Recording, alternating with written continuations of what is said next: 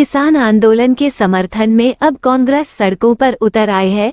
आज प्रदेश कांग्रेस के आह्वान पर जिला कांग्रेस कमेटी बालाघाट के द्वारा भी स्थानीय काली पुतली चौक में धरना प्रदर्शन किया गया। इस दौरान वक्ताओं ने केंद्र की मोदी सरकार पर किसानों के आंदोलन को कुचलने के आरोप लगाते हुए सरकार को जमकर घेरने का कार्य किया।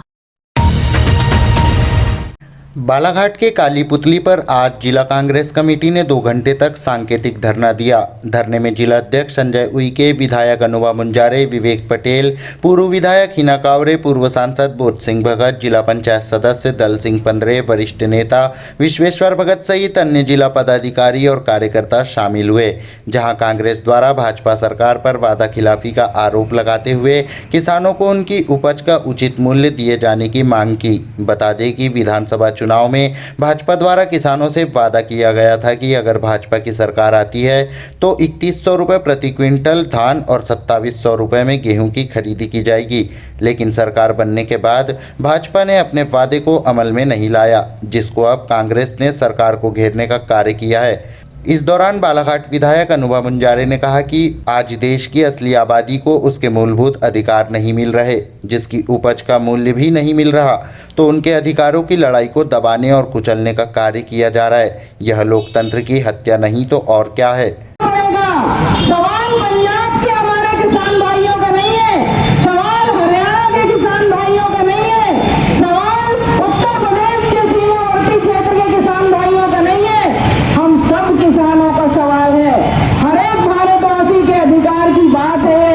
अगर देश की असली आबादी को उसके मूलभूत अधिकार नहीं मिल रहे, उसको उसकी उपज का मूल्य नहीं मिल रहा, और अगर वो अपने अधिकारों की लड़ाई लड़ रही है तो उसको दबाया जा रहा है, कुचला जा रहा है। लोकतंत्र को कुचलने का, खत्म करने का काम किया जा रहा है, तो फिर से कहाँ लोकतंत्र बच रहा है, कहाँ हमारे देश की लोकतांत्रिक व्यवस्था बच रही है। ये बहुत गंभीर सवाल है। कार्यक्रम तो ऐसे होते हैं, होते रहेंगे, लड़ाई की आवाज उठेगी, वो उठती रहेगी, लेकिन हमको निर्णय तक जाने के लिए बहुत लंबी लड़ाई लड़ना पड़ेगी। लांजी पूर्व विधायक हिना कावरे ने कहा कि भारत की जनता सभी बातों को अच्छे से समझती है। आज मध्य प्रदेश की भाजपा सरकार ने अपने घोषणा पत्र में 3100 रुपये प्रति क्विंटल धान और 2700 रुपये में गेहूं खरीदी को लेकर किसानों से वादा किया था। लेकिन जब प्रदेश के मुख्यमंत्री बालाघाट पहुंचे तो ऐसा लगा कि वह किसानों को लेकर अपनी बात रखेंगे, लेकिन दुख की बात तो यह है कि उन्होंने किसानों को लेकर कुछ भी नहीं कहा। सरकार और इस भाजपा की केंद्र में सरकार, हमारी राज्य की सरकार, इस पर कोई असर हमको दिखाई नहीं देता।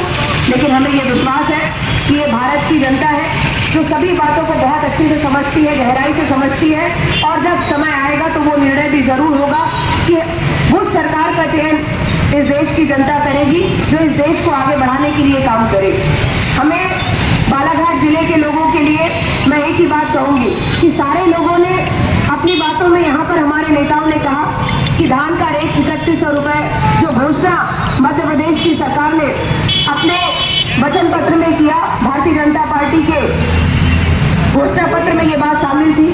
और सबको मालूम है कि जब अभी मोहन यादव जी का आगमन, मध्य प्रदेश के हमारे मुख्यमंत्री, उनका आगमन जब बालाघाट में हुआ तो सारे लोगों को ये विश्वास था कि मुख्यमंत्री बालाघाट आ रहे हैं तो कहीं ना कहीं धान के रेट का जो 3100 रुपये हमको रेट मिलना है, जो उनकी बोली हुई बात है, उस पर वो अपनी बात रखेंगे। मुझे बहुत इस बात को दुख हो रहा है कि बालाघाट में आने के बाद मुख्यमंत्री जी ने बोलना तो बहुत दूर की बात, सोचना तो बहुत दूर की बात, मुंह से बोलने में भी उनको बहुत तकलीफ जा रही थी। आप इस बात से समझ सकते हो कि बोलने में इतनी तकलीफ है तो बोलने में कितनी तकलीफ होगी। वारासिनी विधायक विवेक पटेल ने कहा कि प्रदेश की सरकार ने जो वादे किए थे उसे पूरा करे।